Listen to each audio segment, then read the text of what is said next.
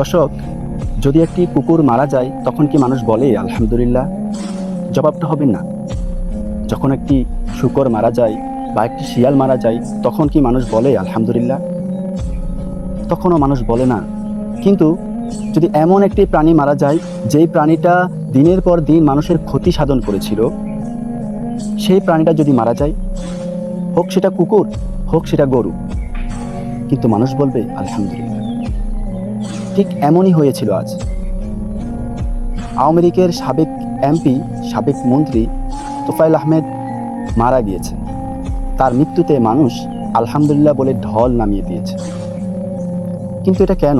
একজন মানুষ মৃত্যুবরণ করার পরে তার মৃত্যুতে মানুষ ইন্নালিল্লাহ না বলে আলহামদুলিল্লাহ কেন বলল? এর কারণ কি?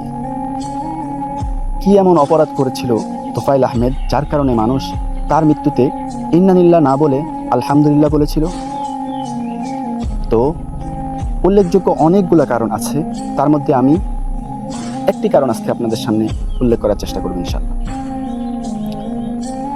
5 মে শাপলার সেই গণহত্যার মাস্টার মাইন্ডের মধ্যে একজন ছিল সেই তোফায়েল আহমেদ, যার কারণে মানুষ আজকে আলহামদুলিল্লাহ বলতে বাধ্য। কারণ 5 মের সেই আন্দোলন সাধারণ কোনো আন্দোলন ছিল না। 5 মের সেই দাবিগুলো সাধারণ কোনো দাবি ছিল না।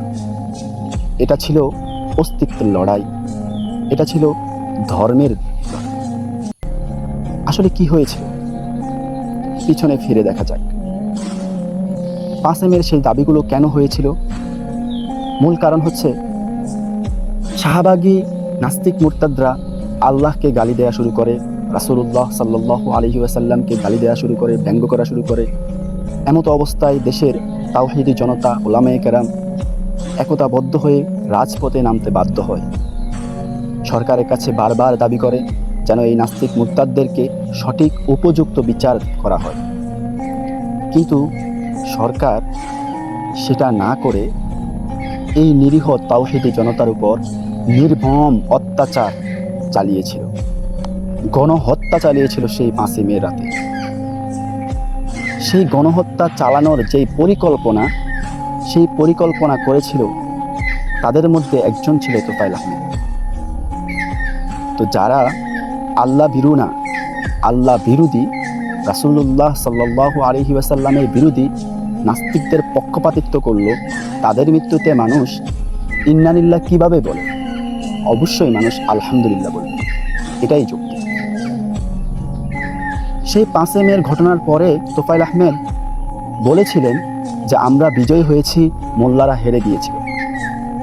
আজ আমি বলছি তোফায়েল আহমেদ, তুমি চলে গিয়েছ, তুমি আল্লাহর কাছে জবাব দাও। তুমি আল্লাহর কাছে জবাব দিতে হবে, তোমার দিন তখন সামান্য ছিল। তুমি জিতে যাও নেই, জিতে গিয়েছে উলামায়ে কেরাম। এই জমিন একদিন না হয় একদিন আল্লাহর আইনে, শরিয়ার আইনে পরিচালিত হবে ইনশাআল্লাহ। তোফায়েল আহমেদ, তুমি ছিলে তখন, তুমি এখন নেই, কিন্তু আল্লাহর দিন পূর্বেও ছিল, এখনও আছে, ভবিষ্যতেও থাকবে ইনশাআল্লাহ। তোমরা চেয়েছিলে আল্লাহর দিনকে দমিয়ে রাখতে, আল্লাহর আইনকে দমিয়ে রাখতে, কিন্তু আল্লাহ আল্লাহর নূর দিয়ে তার দিনকে উজ্জীবিত রেখেছেন। দর্শক, আপনাদেরকে আমি 2টা ছবি দেখাতে চাই। আপনারা স্ক্রিনে দেখতে পাচ্ছেন আগের এবং বর্তমান ছবি। দেখেন ক্ষমতার অহংকার, তাদের পতন তাদের চেহারায় বলে দিচ্ছে কতটা নির্মম, কতটা খারাপ মৃত্যু হলে মানুষের চেহারা এমন হতে পারে। সর্বোপরি একটা কথা বলি, সেটা হচ্ছে এই ঘটনাগুলো, এই ইতিহাসগুলো সারা জীবন লিপিবদ্ধ থাকবে। এই ইতিহাস থেকেই আমাদেরকে শিক্ষা নিতে হবে। আমরাও যদি এই রকম স্বৈরাচারী হয়ে যাই তাহলে আমাদের পরিণতি আরও খারাপ এবং ভয়াবহ হতে পারে।